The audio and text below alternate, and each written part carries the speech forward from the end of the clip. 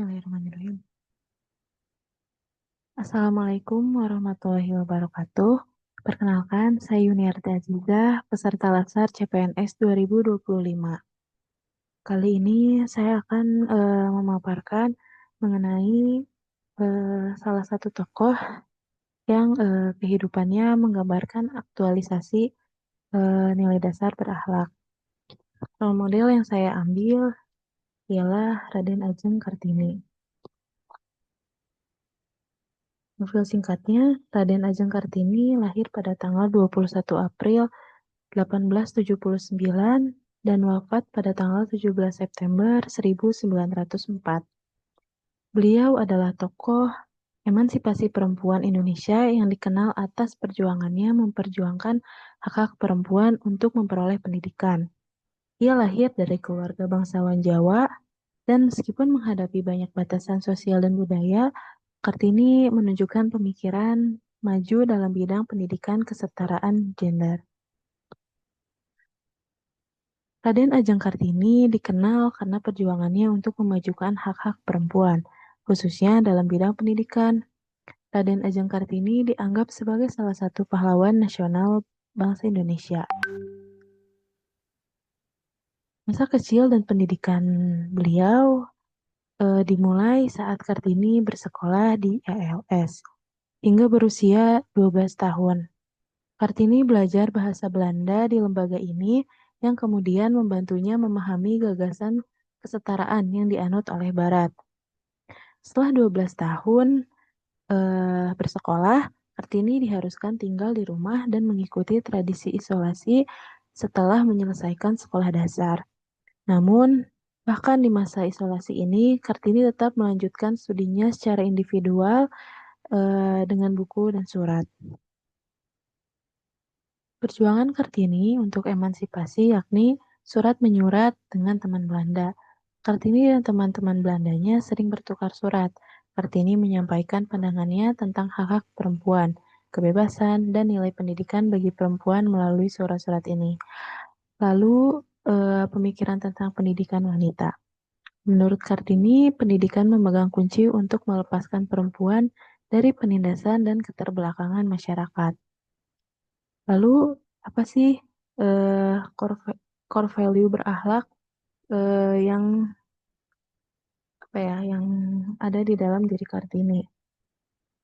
Yang pertama ada berorientasi pelayanan. Raden Ajeng Kartini memperjuangkan pendidikan bagi perempuan pribumi yang saat itu tidak memiliki akses layak dalam pendidikan. Ia berusaha membuka sekolah untuk perempuan mereka agar mereka bisa mandiri dan setara. Jadi pada masa ini, Kartini mendirikan sekolah untuk anak-anak perempuan di Jepara, lalu menulis surat-surat perjuangan yang menjadi dasar perubahan kebijakan pemerintah kolonial tentang pendidikan perempuan. Kemudian ada yang kedua, ada akuntabel. Ia dengan berani menyampaikan gagasan-gagasannya kepada tokoh-tokoh Belanda dan bahkan pejabat kolonial. Mempertanggungjawabkan setiap ide yang ia kemukakan dengan argumentasi yang rasional. Pada masa ini, Kartini menulis surat-surat penuh refleksi kritis tentang keadaan bangsanya, bukan sekadar opini emosional. Kemudian tetap konsisten dengan misinya walau mendapatkan tekanan dari sosial dan budaya. Kemudian ada kompeten. Meski dibatasi oleh tradisi dan sistem patriarki, ia tetap haus akan ilmu pengetahuan. Ia belajar secara otodidak dan banyak membaca buku-buku Eropa. Pada masa ini, Kartini mahir dalam berbahasa Belanda dan berkorespondensi dengan tokoh-tokoh penting Eropa. Kemudian ia juga memiliki wawasan luas tentang pendidikan kebudayaan dan filsafat Barat serta Timur. Lalu selanjutnya ada harmonis. Dia menjalin hubungan yang harmonis dengan orang-orang dari berbagai latar belakang, termasuk penjajah Belanda. Bukan dengan permusuhan, tapi dengan diplomasi dan pendekatan budaya. Beliau ini berteman dengan tokoh-tokoh Belanda untuk mendukung cita-cita pendidikannya, mengedepankan diskusi dan dialog daripada perlawanan agresif. Lalu yang selanjutnya ada loyal. Meski hidup di bawah kolonialisme, perjuangannya ditunjukkan untuk kemajuan bangsanya, terutama kaum perempuan. Ia tidak mengejar kepentingan pribadi. Contohnya, Kartini menolak tawaran kehidupan yang lebih layak dan lebih nyaman jika itu menjauhkan dari perjuangan untuk rakyat. Lalu beliau lebih memilih mengabdi melalui pendidikan, bukan kekuasaan. Lalu yang keenam ada adaptif.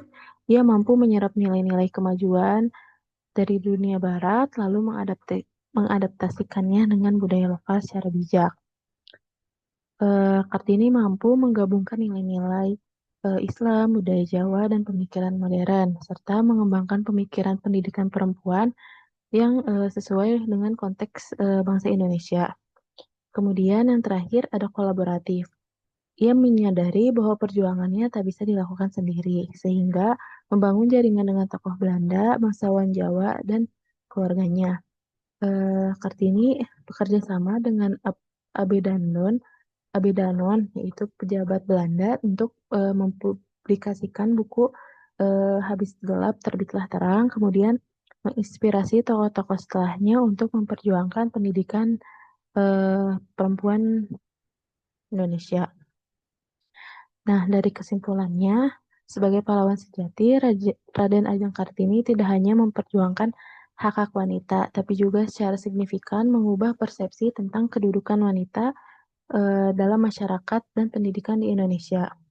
Raden Ajeng Kartini merupakan teladan aktualisasi nilai-nilai berakhlak jauh sebelum nilai ini diformalkan sebagai core value ASN. Semangatnya menunjukkan bahwa pelayanan, tanggung jawab, kompetensi, keharmonisan, serta loyalitas dan adaptasi, serta kolaborasi adalah dasar penting dalam membangun bangsa. Terima kasih. Sekian dari saya. Wassalamualaikum warahmatullahi wabarakatuh.